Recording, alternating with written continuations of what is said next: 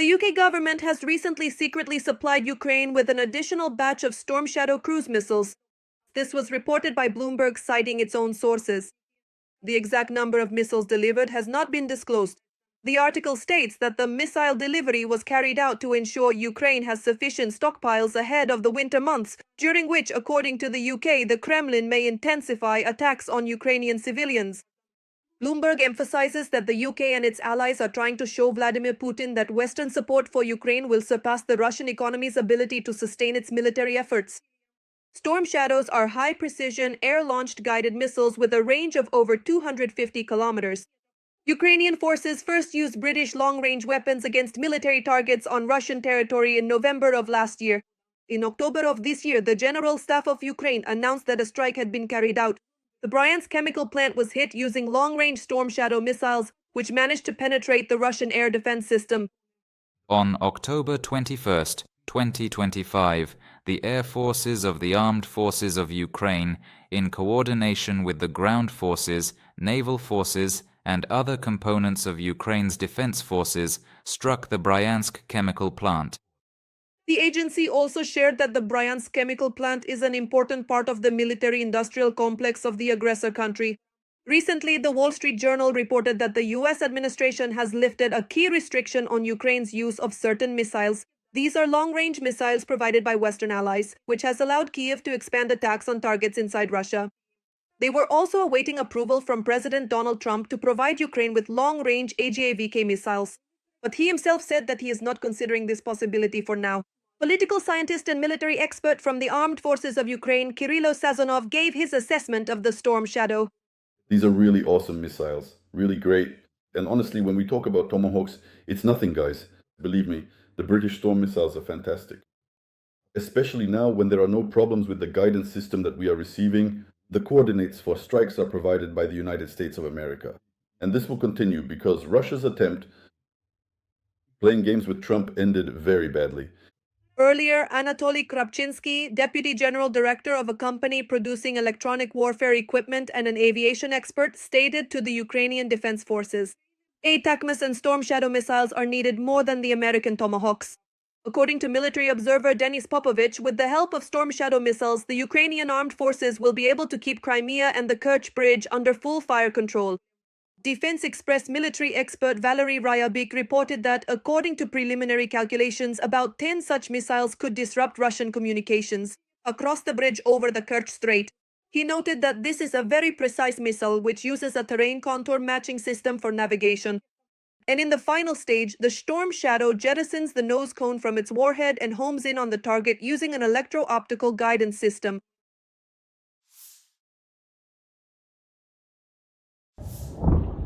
Oh, I'm really so scared. I am literally trembling. Residents of Saratov and Engels heard the sounds of sirens and explosions on the night of November 3rd. In the Saratov region, the Saratov oil refinery once again came under attack. The attack was confirmed by the General Staff of the Armed Forces of Ukraine.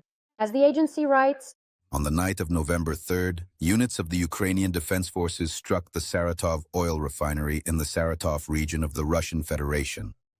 The General Staff notes that the Saratov oil refinery is one of the oldest oil processing enterprises in Russia. It is involved in meeting the needs of the armed forces of the aggressor country. According to the Telegram channel Astra, this is at least the sixth attack on the plant since the beginning of this year. Prior to this, the refinery was attacked on October 16th. A day earlier, on the night of November 2nd, drones attacked the Russian port of Tuapse in the Krasnodar region.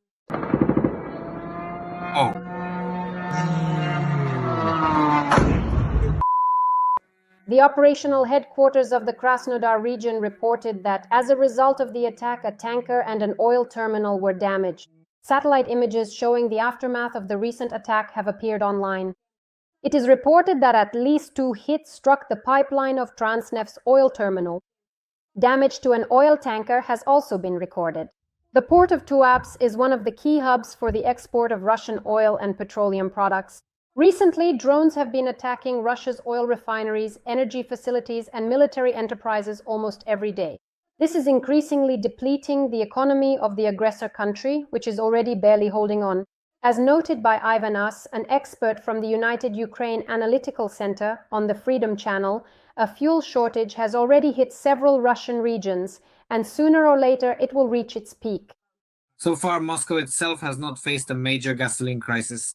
But everywhere else, whether west, east, north, or south of Moscow, problems are already starting to arise.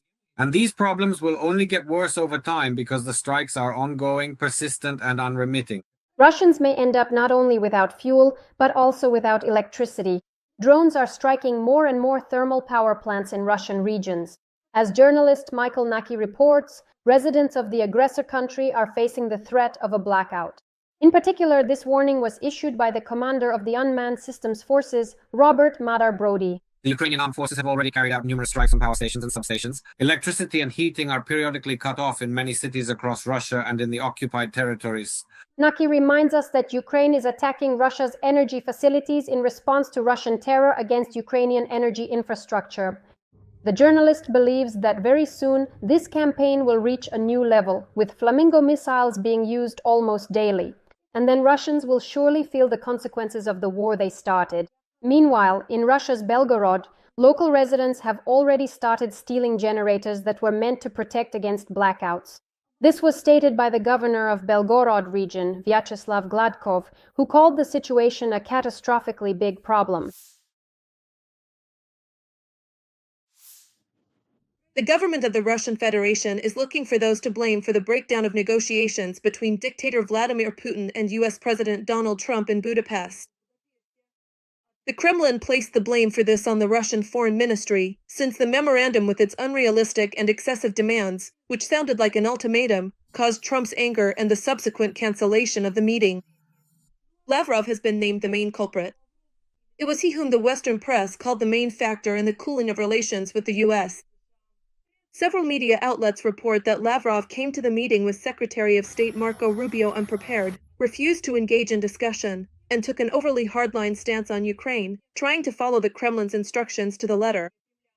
According to the Telegram channel Nexta, insiders say that Lavrov received a severe reprimand from Putin. The head of the Russian Foreign Ministry was almost accused of sabotage, since under no circumstances was he supposed to disrupt the summit. Amid the scandals, Kirill Dmitriev flew to the US in an attempt to ease attention. Journalist Rostislav Mirzagilov shared insider information from the Kremlin about Lavrov's fate. Putin is seriously considering the option of dismissing the Minister of Foreign Affairs of the Russian Federation as soon as the intensity of Russia's aggressive actions against Ukraine decreases. When he gets removed, Putin will start looking for someone to blame. That's typical for him. So, accordingly, Lavrov is the perfect scapegoat. He has said a lot of nasty things. He has cursed at the Russian Federation's international partners. On October 16th, US President Donald Trump announced that he intended to hold a meeting with Putin in Hungary. He did not announce the date of the summit, but noted that talks between the foreign ministers were planned beforehand. Already on October 22nd, Trump stated that he had canceled the summit with Putin. On the same day, the US Treasury Department imposed sanctions against Russian oil companies, Rosneft and Lukoil. Soon after, Trump stated that he would not meet with Putin or waste his time until there was an understanding about reaching a peace agreement between Ukraine and the Russian Federation.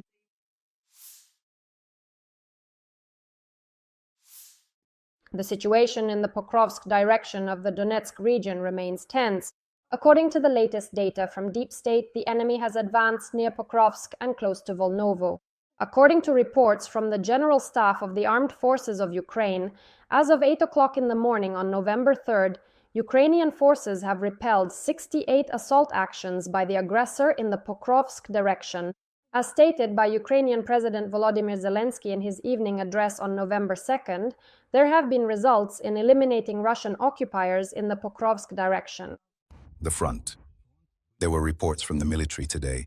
First and foremost, attention is on the Pokrovsk direction. There are results in eliminating the occupier. I would especially like to mention the units of the 79th Separate Air Assault Brigade. Zelensky also thanked the Ukrainian military for their effective and active actions both in the Pokrovsk area and in Kupiansk. Earlier, Bild analyst Julian Robka reported that Russian forces have entrenched themselves in almost all areas of Pokrovsk. According to him, more than 1,000 Ukrainian soldiers are holding the defense within the city. The enemy forces outnumber the Ukrainian troops by 10 times and possess significantly greater firepower. At the same time, as the commander-in-chief of the armed forces of Ukraine, Oleksandr Syrsky, stated on November 1st, there is no encirclement or blockade of the city. On his Telegram channel, he reported, In the Pokrovsk-Mirnohrad agglomeration, our soldiers have to withstand the pressure of an enemy group numbering in the thousands, which continues to attempt to infiltrate residential areas and cut off our supply routes. However, there is no encirclement or blockade of the cities. We are doing everything possible to maintain logistics. Syrsky noted that a comprehensive operation to destroy and drive out enemy forces from Pokrovsk is ongoing. According to him, the enemy in Pokrovsk is paying the highest price for its attempts to carry out the Kremlin dictator's order to occupy the Ukrainian Donbas. As previously stated by Ukrainian Armed Forces officer Serhiy Tsikhotsky on the air of Kyiv 24, the Russian occupiers who entered Pokrovsk are mostly hiding. According to him, they are waiting for reinforcements and assistance. According to the General Staff of the Ukrainian Armed Forces, as of November 3rd, Ukrainian troops repelled 12 enemy attacks in the areas of the settlements of Vovchansk, Vovchansky Khutori, Tyke, and Otradne in the southern Slobozhansky direction. In the Kupiansk direction, on November 2nd, there were 13 attacks by the invaders, all of which were repelled by Ukrainian soldiers. In the Lyman direction, the enemy attacked 7 times, attempting to break through the defenses in the areas of the settlements of Hrikivka, Kolodets, Zarekne, and towards the settlement of Korovi Yar. In the Kostiantynivka direction, the enemy carried out 18 attacks. In the Oleksandrivka direction, the enemy launched 29 attacks on November 2nd. The remaining sectors of the front remain less tense. Since the beginning of the full-scale invasion, the occupiers' losses have amounted to more than 1,144,000 people.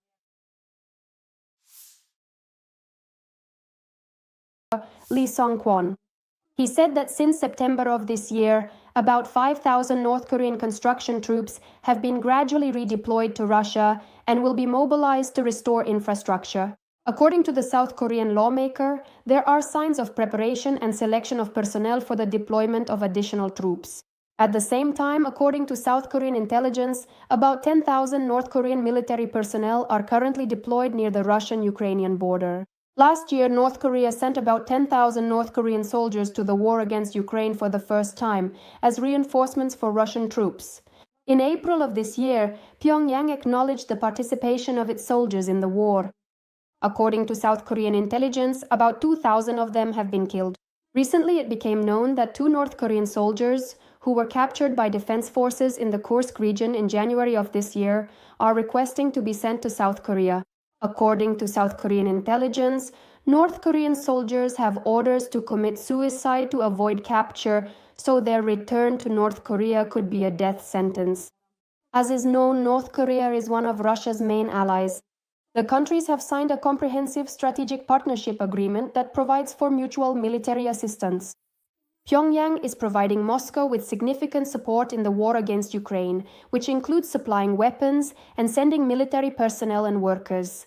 In particular, North Korea is supplying the aggressor country with millions of artillery shells. Russian occupying forces are continuing their push in Pokrovsk, Donetsk Oblast. The enemy is using armored and light armored vehicles. This statement was made by Major Vladimir Nazarenko, an officer of the Legion of Freedom. Speaking on the occupiers' tactics, the officer noted that they have not changed. It involves the maximum use of all resources available to the enemy. In reality, in most cases, it's not their successes that are growing, but their losses. Nazarenko noted that the enemy operates in small groups, and for the most part, these enemy forces are detected and destroyed. The biggest problem is significant logistics and movement. The so-called kill zone is constantly expanding. Due to their chosen pace, the enemy is suffering huge losses, as in most cases their groups don't even reach the staging areas. Meanwhile, Ukrainian President Volodymyr Zelensky announced that dates have been set to finally clear the city of Kupiansk in Kharkiv Oblast of Russian occupiers. 60 Russians remain in Kupiansk. A clearing operation is underway. We will clear it all out. We know.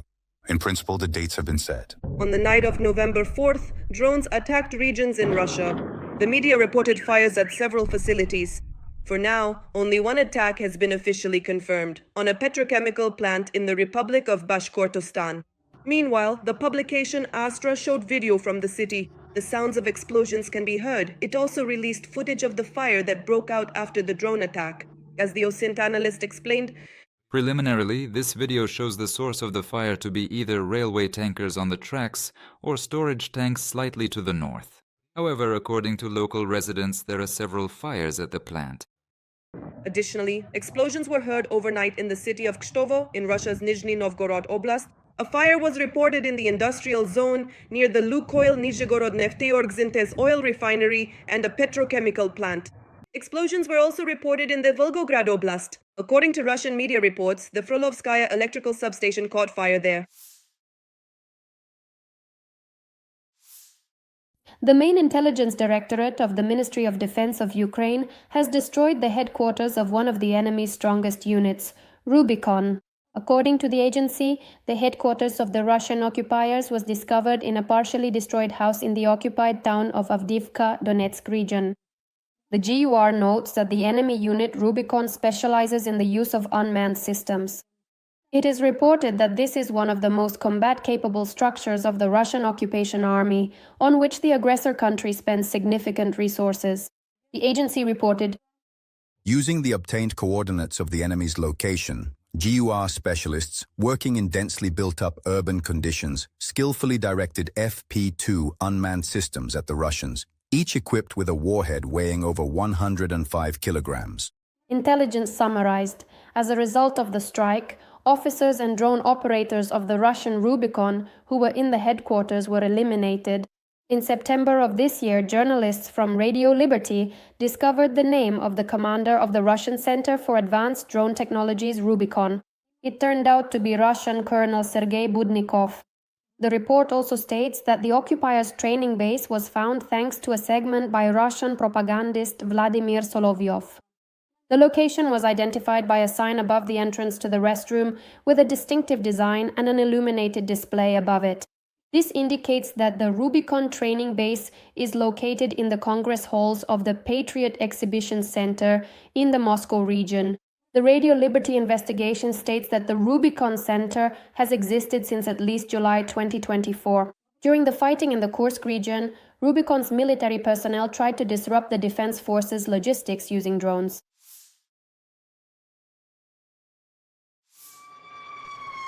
Russia is unable to manufacture critical components for the much-hyped Su-57 fighter jets promoted by Russian propaganda. This was reported by the international intelligence community Inform Napalm, which, together with the Phoenix Cyber Center, conducted a multi-level operation against the Experimental Design Bureau of Engine Building. This Russian enterprise manufactures components for strategic aviation and spacecraft. It is noted that hackers managed to gain access to internal systems and secret technical documentation, which for several months was used in the interests of the defense forces and their allies. Among these were documents related to the production of components for the fifth-generation Su-57 fighter jet. Propagandists call this aircraft the future of Russian combat aviation. However, as it turned out, Russia is not capable of manufacturing these components on its own. Their production is critically dependent on imported machinery, the purchase of which has almost come to a halt due to sanctions. As is known, on October 23rd of this year, the OKBM company was included in the 19th package of European Union sanctions. The decision was made after the results of a cyber operation were made public. Consequently, due to a shortage of high-tech components, Russia will not be able to produce new Su-57 fighter jets, of which the aggressor country already has very few. It is worth noting that in June 2024, Ukrainian forces struck one of the Su-57s on Russian territory, marking the first time in history that this fighter jet was hit.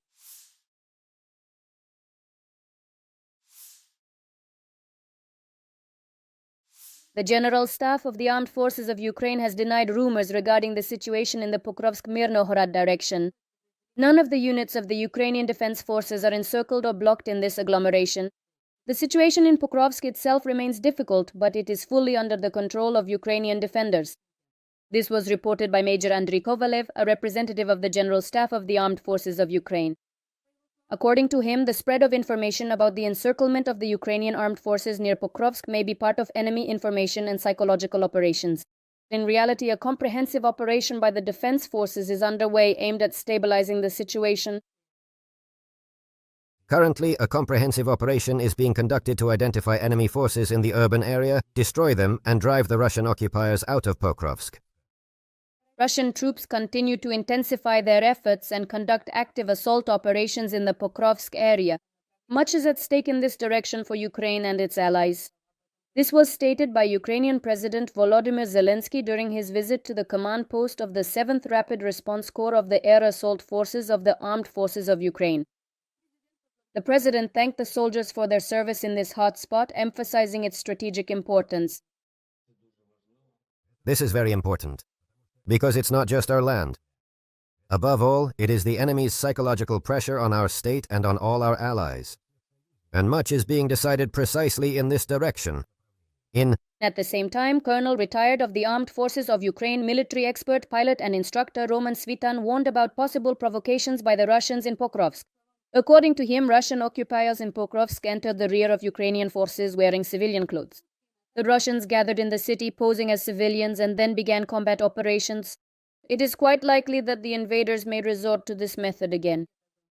According to analysts from the Deep State Project, Pokrovsk is being gradually absorbed. The occupiers are setting up positions in the city. Russian troops also have places to amass forces and control their logistics.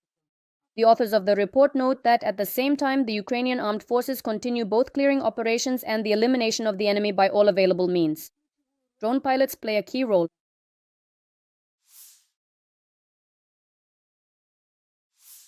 Protests have taken place in India over the deception and deaths of its citizens who were tricked into being sent to the front lines in Russia to fight against Ukraine.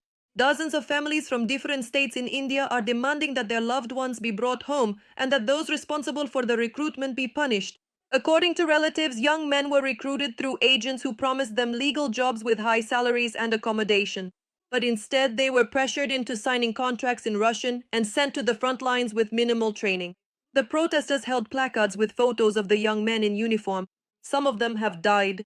According to media reports, the families of those killed are not receiving any compensation from the Russian authorities. One of the placards read, "Putin, stop killing innocent Indians." The story of one of the Indian students who signed a contract with the Russian Ministry of Defense was told by his friend. Yes, my friend. Well, he signed the contract and then just 10 days later, that's it. I don't know where he is, how do you say it? It's body, nobody after all, as they say. Meanwhile, North Korea in September sent about 5,000 so-called builders to the Russian Federation to help restore infrastructure. This was stated by South Korean lawmaker Lee Sung-kwon. About 5,000 North Korean construction troops have been gradually redeployed to Russia since September and are expected to be mobilized for infrastructure restoration. According to the South Korean lawmaker, there have been ongoing signs of preparation and selection of personnel for the deployment of additional troops. At the same time, according to South Korean intelligence, about 10,000 DPRK military personnel are currently deployed near the Russian-Ukrainian border. South Korea estimates that at least 600 North Korean soldiers have been killed in the war in Ukraine and thousands more have been wounded.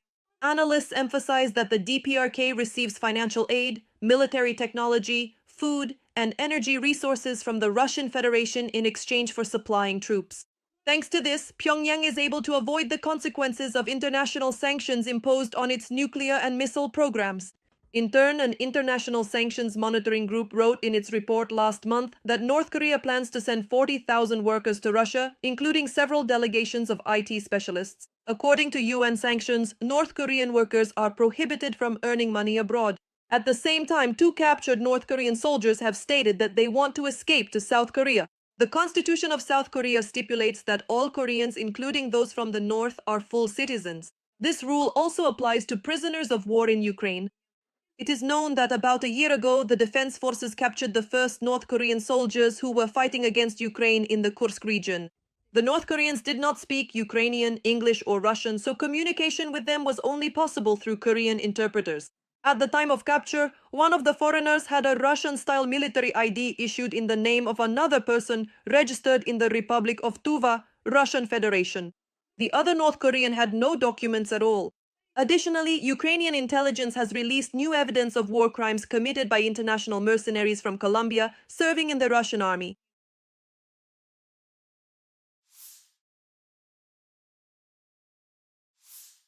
In the United States, a B-52 bomber was spotted over California carrying a new nuclear cruise missile, which resembles the new low-observable AGM-181A cruise missile.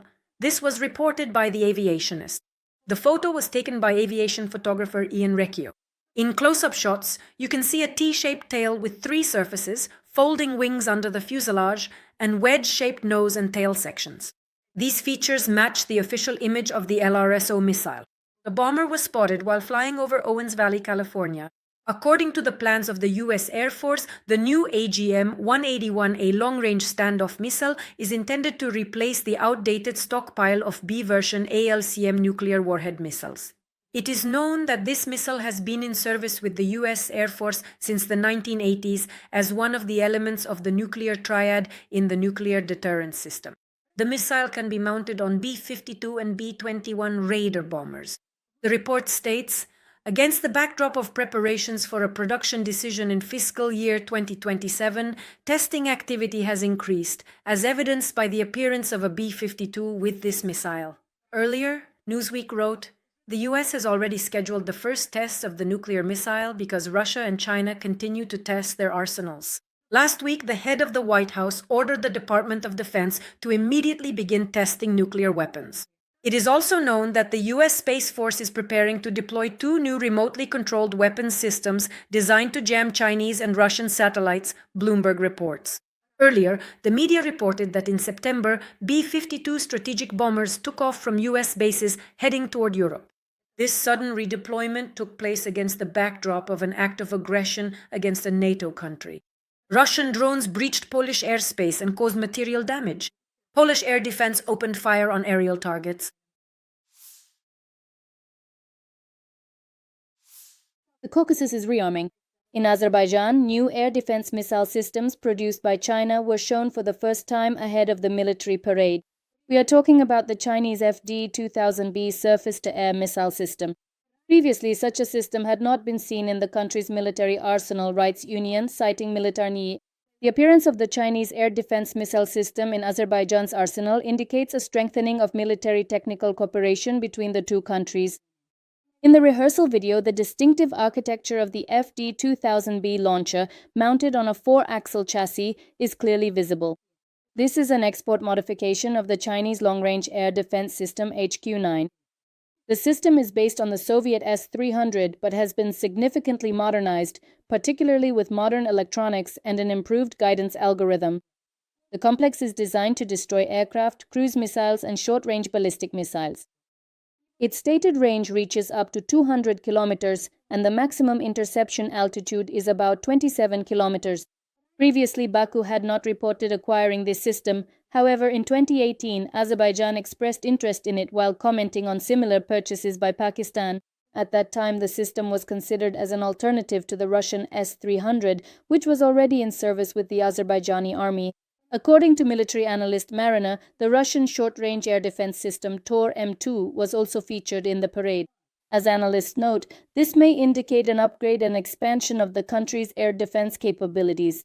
The authors explained that Azerbaijan's air defense consists of several layers of defense. They have Russian Tor-M2 and S-300 systems as well as the Israeli Barak MX system. They believe that the Chinese FD-2008 could make this network more flexible and multi-layered.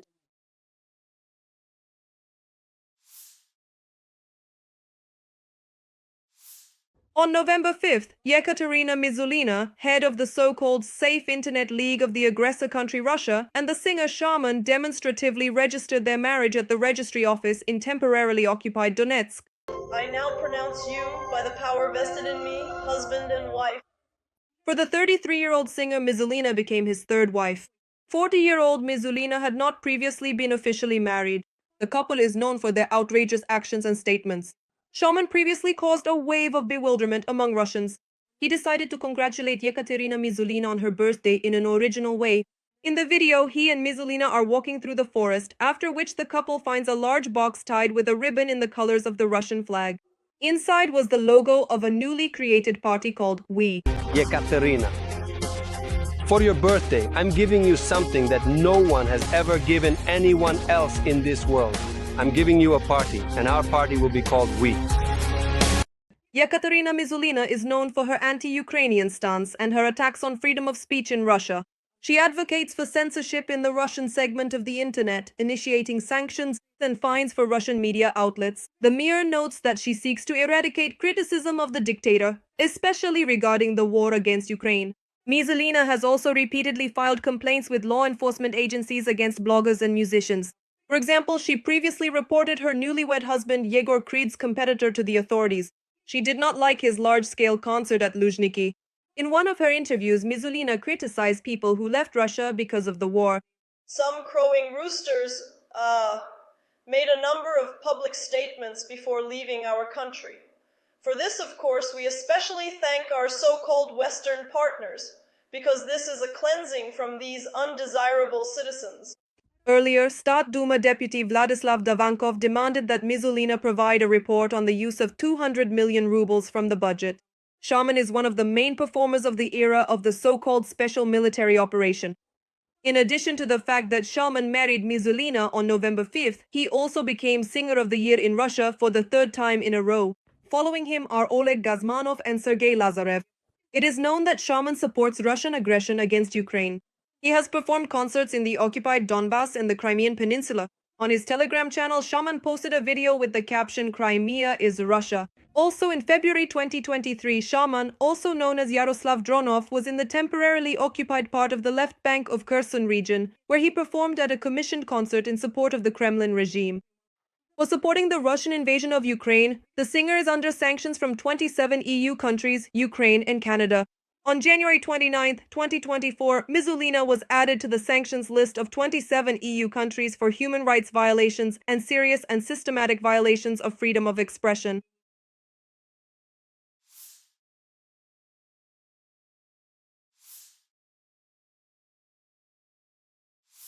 The Ukrainian flag is once again flying over the city council building in Pokrovsk.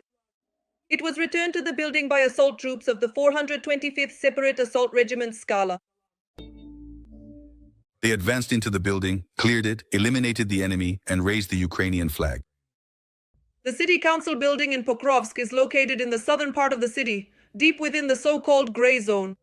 But thanks to the fact that the operation was carefully planned and the element of surprise, the soldiers were not only able to reach the designated point, but also complete their combat mission. Ukrainian forces are systematically destroying Russians in Pokrovsk, in the Donetsk region, and in the surrounding areas, said Ukrainian President Volodymyr Zelensky. Other units of ours fighting in this direction have also achieved the necessary results. Our assault units, our drone system operators, our National Guard soldiers, the Military Law Enforcement Service, the main intelligence directorate, and of course, all our brigades defending the Donetsk region. Earlier, Artyom Pribilnov, head of the communications department of the 155th Separate Mechanized Brigade named after Anna of Kiev, reported that Russian occupiers had penetrated deep into Pokrovsk. Pribilnov shared that according to data from the 7th Air Assault Corps, there are about 200 Russian soldiers in Pokrovsk. Our brigade inflicts the majority of its losses precisely on the approaches to the city. Pribilnov said that not only Gore fighters are involved in clearing the city of enemy soldiers, but all units present in the city as well. He admitted that it is the specialized units that are trained to operate in urban environments. Urban warfare, believe me, is the most difficult condition for conducting war. The enemy, by the way, is not prepared for such conditions. Judging by intercepted communications, the servicemen who ended up as our prisoners, and the information from their phones, well, I wouldn't call them professional soldiers. The servicemen added that the 155th Brigade of the Russian Federation Army was not withdrawn from the direction because it was completely destroyed. The enemy has intensified firepower using reconnaissance and strike drones as well as guided aerial bombs. The enemy has completely changed the face of the city. Pokrovsk now looks like a ruin altogether. It's not even comparable to how it was this summer. According to independent observers, about 80% of the territory of Pokrovsk is either under the control of the Russian Federation or in a gray zone, meaning it is not controlled by anyone. Political analyst and military officer in the AFU Kirill Sazonov states that Pokrovsk is now, except for a small sector in the north and south, effectively no man's land. Zverevo still hasn't been blocked off. That's the most problematic spot. However, in the area of Pokrovsk and Donetsk, warehouses burn daily, mines and shells explode, as do headquarters and fuel depots. This is the work of drones, missiles, and mobile SBU groups, as well as all intelligence services. In the city itself, some people are holding their positions, while mobile special forces groups move through the city and clear out these positions. According to the Ukrainian General Staff, in the Pokrovsk direction, Ukrainian soldiers have stopped 100 enemy attacks. There is active resistance to enemy infantry groups trying to gain a foothold. The Pokrovsk Defense Forces of Ukraine are conducting strike and search operations. On November 5th, the enemy launched 1 missile and 55 airstrikes against the positions of Ukrainian units and populated areas. In addition, they used 400 kamikaze drones and carried out more than 4,000 shellings of our troops' positions and populated areas. Ukrainian forces are repelling the occupiers. Aviation, missile forces, and artillery of the defense forces struck 2 areas where enemy personnel, weapons, and military equipment were concentrated, as well as an enemy artillery system. In the Pokrovsk direction near Mirnorod, the Russians launched an assault. Taking advantage of bad weather, they tried to break through the Ukrainian armed forces' defenses using heavy equipment. Ukrainian soldiers repelled the offensive using fiber optic drones, destroying several armored vehicles. Earlier, the General Staff of the Ukrainian Armed Forces reported that there is no encirclement of Ukrainian units and formations in Pokrovsk. It is noted that the Russians continue to suffer losses in the battles for the city. The Minister of Defense of the aggressor state, Andrei Belousov, reported to the President of the Russian Federation, Vladimir Putin, about U.S. plans to deploy Dark Eagle missile systems in Europe and the Asia-Pacific region. The flight time of such a missile from Germany, where this missile system is planned to be deployed to targets in central Russia, would be about 6 to 7 minutes. In response, Putin instructed several ministries to analyze whether the United States is violating the provisions of the Comprehensive Nuclear Test Ban Treaty. In the event that the United States or other countries that are parties to the relevant treaty carry out such tests, then Russia must also respond accordingly, in line with its obligations. Take appropriate retaliatory measures. Also at the meeting, Security Council Secretary Sergei Shoigu stated that it is still not entirely clear what exactly the head of the White House meant by the phrase about resuming U.S. nuclear weapons tests. At this time, we do not fully understand the further actions of the United States of America with respect to the conduct of nuclear weapons tests. Belousov, for his part, proposed to begin preparations for full-scale nuclear tests on Novaya Zemlya. Taking into account the above, I consider it advisable to begin preparations for full-scale nuclear tests immediately. The readiness of the Central Test Site forces on the Novaya Zemlya archipelago makes it possible to conduct the tests within a short time frame. Belousov also informed Putin that the United States is working on the development of a new intercontinental ballistic missile, the Sentinel, with the new nuclear warhead. Its firing range will be 13,000 kilometers. Defense Minister Belousov's report came after Putin announced the completion of tests of the Burevestnik unlimited range cruise missile and reported the start of work on its deployment. This refers specifically to the process of testing the Burevestnik, which is an unlimited range cruise missile equipped with a nuclear power unit. I am aware that I also have a detailed report from the industry side regarding this matter as well, which in general remains largely unknown to the public at this time. According to the Ministry of Defense's assessment, this is truly a unique product, unmatched anywhere else in the world. Soon after, he also announced the testing of the Poseidon nuclear torpedo, which, according to him, has no equal in terms of speed and operating depth. Analysts consider the testing of 2 powerful nuclear weapon carriers, the Burevestnik cruise missile and the Poseidon underwater drone, to be a clear signal from Moscow to Washington.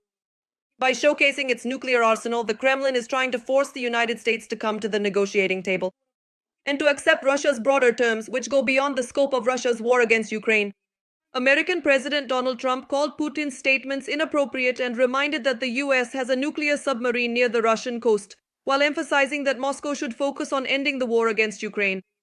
And on October 30th, the U.S. President ordered the first nuclear weapons test in 33 years to begin. Let us recall that on October 5th, the U.S. Space Force conducted a test launch of the Minuteman III intercontinental ballistic missile. The European Union is preparing to almost completely stop issuing multiple-entry Schengen visas to Russian citizens. This was reported by Politico, citing European officials. The new measure means that Russian citizens will mainly be issued single-entry travel documents. Exceptions will only be possible on humanitarian grounds or for individuals who hold citizenship of EU countries. The restrictions could be approved as early as this week. It is noted that this step is another stage in the bloc's efforts to punish Russia for its invasion of Ukraine. The authors of the article remind that at the end of 2022, Brussels suspended the visa facilitation agreement with Moscow, which made it more difficult for citizens of the aggressor country to obtain visas, and also made it more expensive. Some member states, such as the Baltic countries, have gone even further by banning or severely restricting the entry of Russians into their territory. However, the issuance of visas remains a national competence. This means that while the European Commission may make the process more difficult, it cannot impose a complete and comprehensive ban on the entry of Russian visitors. Currently, tourist visas for Russian citizens are still being liberally issued by Hungary, France, Spain, and Italy, according to Politico. Separately, and as part of the 19th package of EU sanctions, there are plans to restrict the movement of Russian diplomats. According to the publication, they will be required to notify the state in advance if they are traveling within the Schengen area. This is described as a way to counter increasingly hostile actions to the Kremlin's intelligence activities. Recall that in October, the Czech Republic already banned entry to Russian diplomats and holders of service passports who do not have accreditation in the country. In addition, as of September 30th, all Czech visa centers in Russia have been closed. This is according to a statement posted on the website of their operating company. It states that the last day for submitting documents at the regional Czech visa centers was September 26th and at the Moscow center, September 29th. After this date, applications for Czech Schengen visas must be submitted directly to the consular section of the Embassy of the Czech Republic in Moscow. The Russian dictator Vladimir Putin has created his own clan within state structures. As reported by the publication Prukt, the president of the aggressor country has helped at least 24 of his relatives secure jobs in government bodies and state-owned companies. The publication notes that in the families of Putin and his closest relatives, 3 generations are already employed, making his family the most influential clan in modern Russia. This is a record level of nepotism among Russian leaders in recent decades, the publication emphasizes. According to journalists, income connected to state structures is received by Putin's former wife, Lyudmila Ocheretnaya, before their divorce, as well as by those referred to in the media as Putin's lovers, Alina Kabeva, Svetlana Krivonogik, and Alisa Karcheva, and also by both his official daughters, Marina Vorontsova and Ekaterina Tikhonova. Putin plans to become one of the longest-serving rulers in world history and to effectively establish a new dynasty by making his own son Ivan the heir to the Russian presidency. This is reported by the British tabloid Daily Star. The British journalist refers to information from the Russian investigative journalist I.I.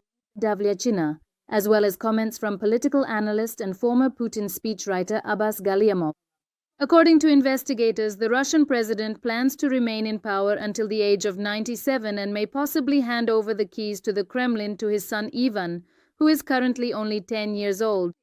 This allegedly became known during a private conversation between Vladimir Putin and Chinese President Xi Jinping, during which they discussed longevity and the possibility of living to 150 years old. They did not know that their conversation was overheard, which caused concern among Chinese officials who tried to conceal the details of the conversation. Vladimir Putin does not publicly acknowledge having children, nor does he acknowledge his relationship with former gymnast Alina Kabayeva, the mother of Ivan and his brother Vladimir.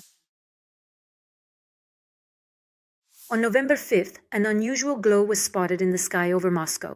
According to local social media pages, residents of the capital of the aggressor country and the Moscow region could see yet another meteorite. This is already the second such incident in the past 10 days. At that time, a mysterious object with a greenish glow flew across the sky at around 6:30 in the morning. It was seen in various cities, including Istra and Fryazino, as well as Ramenskoye, Lyubertsy, and Krasnogorsk. As reported by the Telegram channel Ushot, leading research fellow of the Institute of Space Research, Nathan Eismont, said that a small meteorite could have produced such a light when entering the Earth's atmosphere. According to another theory, it could also have been a fragment of space debris. However, social media users have their own theories. This is already the 3rd incident this month. If these aren't rockets but meteorites, then there's a lot more flying around. The suspicious dates of the tests coincide with the meteorites. First, we have tests. Then a meteorite appears. Now the Americans, and again a meteorite.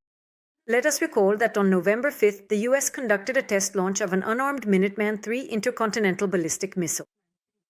The missile traveled approximately 6,800 kilometers from the base in California to the Missile Defense Test Range in the Republic of the Marshall Islands.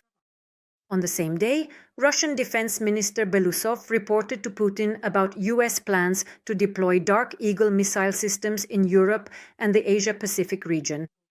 The flight time of such a missile from the territory of Germany, where this missile system is planned to be deployed to targets in central Russia, will be about 6 to 7 minutes. And afterwards, he proposed to begin preparations for full-scale nuclear tests on Novaya Zemlya. With the above in mind, I consider it appropriate to begin preparations for full-scale nuclear tests immediately. The readiness of the Central Test Site forces on the Novaya Zemlya archipelago makes it possible to carry them out within a short time frame. Recently, Putin also announced the completion of tests of the Burevestnik cruise missile with unlimited range. Soon after, he also stated that the Poseidon nuclear torpedo had been tested.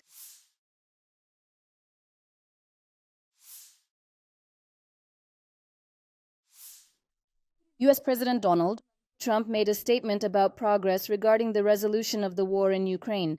During a meeting with representatives of Central Asian countries at the White House, he said that his administration had already brokered a peace agreement between Armenia and Azerbaijan. He emphasized that this is one of 8 wars that the US has ended in 8 months. We are striving to end another one, if possible, between Russia and Ukraine. We haven't achieved that yet, but I believe we have made significant progress. Responding to a question about the effectiveness of the sanctions imposed on Russia, Trump noted that Russian oil exports have dropped significantly and expressed hope that this would help bring the war in Ukraine to an end. At the same time, Ukraine is engaged in positive negotiations to purchase Tomahawk missiles and other long-range weapons. This is happening despite the fact that Donald Trump has made it clear he does not yet plan to send them to Kyiv. This was reported by Ukraine's ambassador to the US, Olga Stefanishina, on the Balance of Power program on Bloomberg TV. It's not just about Tomahawk missiles, but also various types of other long and short-range missiles. And I can only say that this is quite positive. She emphasized that the discussions are still ongoing, but Ukraine has many delegations working to increase financial resources for purchasing additional military equipment from the US. Responding to a question about Russian attacks on Ukraine's energy infrastructure in recent weeks, Stefanishina emphasized that this is definitely a very difficult period for Ukraine. She also added, any easing of pressure on Russia will be seen as giving it the green light to expand its capabilities. US Presidential Special Envoy Steve Witkoff also reported that there has been progress in resolving the war in Ukraine. According to him, in the United States, Russia's war against Ukraine is considered one of the most important to resolve, and there has been certain progress in addressing it. Witkoff added that the war in Ukraine should be resolved after Gaza.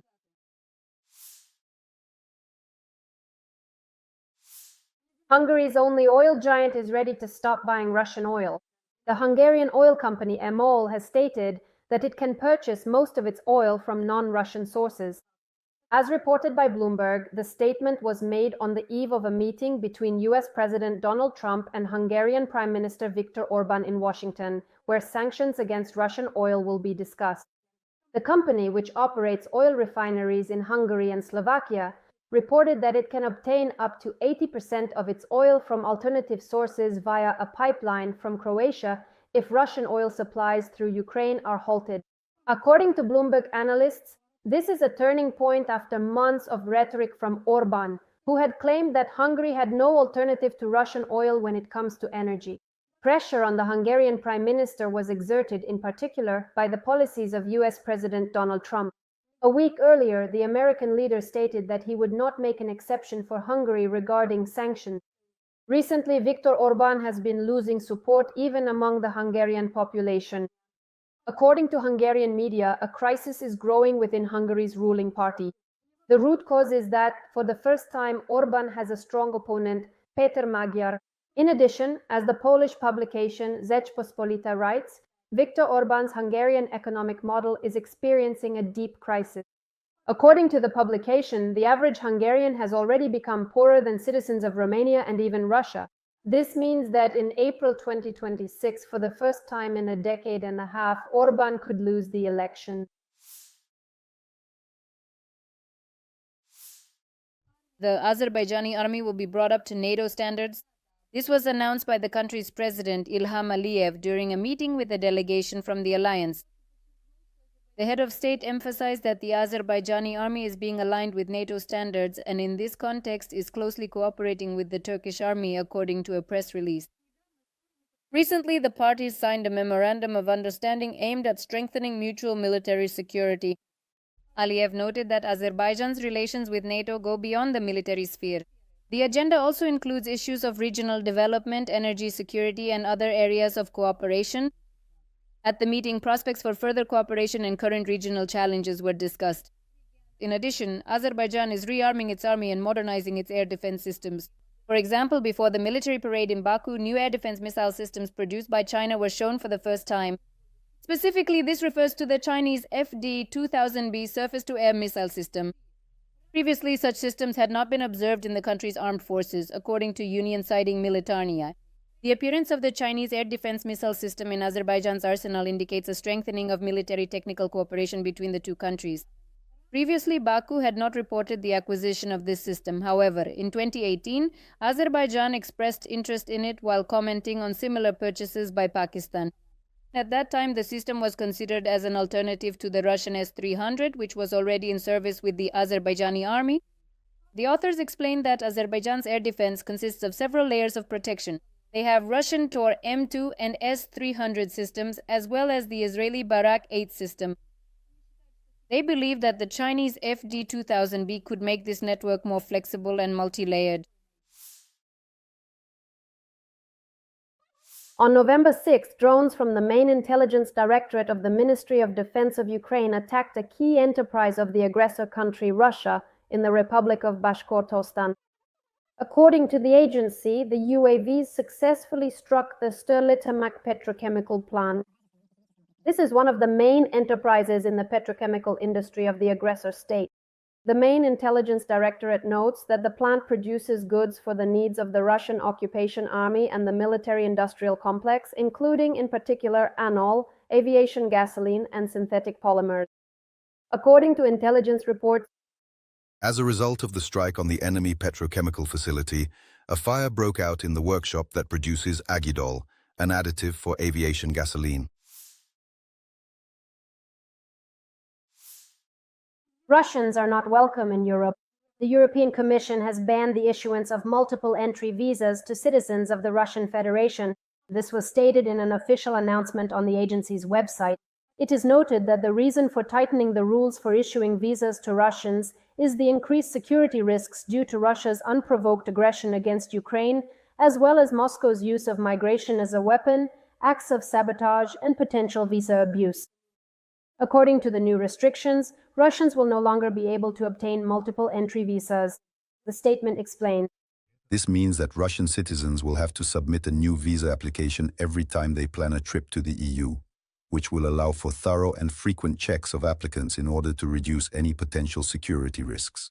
As noted by European Commission Vice President Kaja Kallas, Europe is currently facing unprecedented disturbances and acts of sabotage involving drones on the territory of European countries.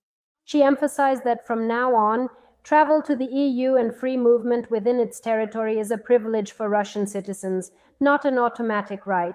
As reported by Reuters, Russia's hybrid war against Europe is becoming increasingly apparent. Since the beginning of September, Russian drones and fighter jets have been violating the airspace of European countries more and more frequently, leading to restrictions on the operations of local airports. Drones have been detected in Belgium, the Czech Republic, Denmark, Germany, and a number of other countries. One of the most high-profile Russian provocations was the incident in Poland on the night of September 10th. At that time, around 20 Russian drones entered the country's airspace, forcing NATO to deploy its fighter jets. Putin's press secretary Dmitry Peskov turned out to come from a spy family with a Bolshevik past, according to the publication Projekt. Despite being the only Kremlin official who is always in the public eye, this has not prevented him from keeping his origins in the very elite of Soviet society a secret for decades. In Peskov's family tree, the Communist Party and the KGB are intertwined.